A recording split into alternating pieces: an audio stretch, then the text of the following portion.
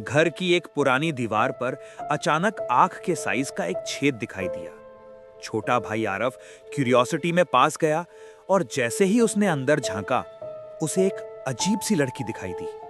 उसकी चाल, उसकी आंखें, सब कुछ बेहद डरावना।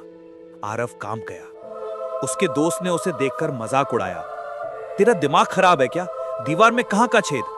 आरव ने इशारा करके कहा, यहीं, इस छेद के पीछे कोई वियर्ड लड़की है। दोस्त आगे बढ़कर देखने लगा, लेकिन जैसे ही वो झुका, अचानक किसी अनदेखी ताकत ने उसे जोर से ठेल दिया। वो धड़ाम से दीवार से टकराया और उसकी नाक मुंह से खून बहने लगा। दोस्त गुस्से में चिल्लाया, तूने धक्का दिया, पागल है क्या? आरव कसम खा रहा था कि उसने नहीं धक्का दिया, लेकिन वो सुनने को तैयार नहीं था। उसी बीच दीदी आ गई और झगड़ा रोक दिया। दोस्त गुस्से में दरवाजा पटक कर चला गया। डरते डरते आरव और दीदी वापस छेद के पास पहुंचे। इस बार दीदी ने अंदर देखा।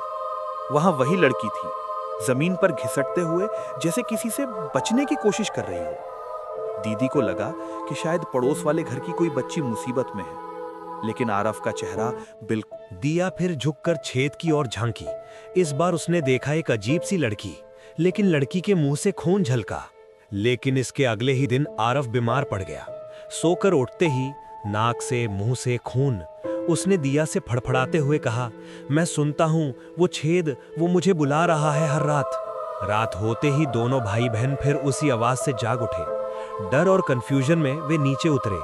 छेद की ओर देखना आसान नहीं था, लेकिन दिया ने फिर हिम्मत जुटाई। इस बार जब उसने झांका, तो ना सिर्फ वो लड़की, बल्कि सोफे पर एक शराबी आदमी पड़ा था, जैसे वो मरा हुआ हो। लड़की जमीन पर पड़ी थी, बिल्कुल मृत जैसी, और उस शराबी ने उसे बचाने तक की कोशिश नहीं की। आरव ने हकलाते हुए पूछा, दिया, तूने क्या देखा? दिया ने धीरे से कहा, वो लड़की शायद मर चुकी है, और वो आदमी जो सो रहा था, उसने उसकी मदद क्यों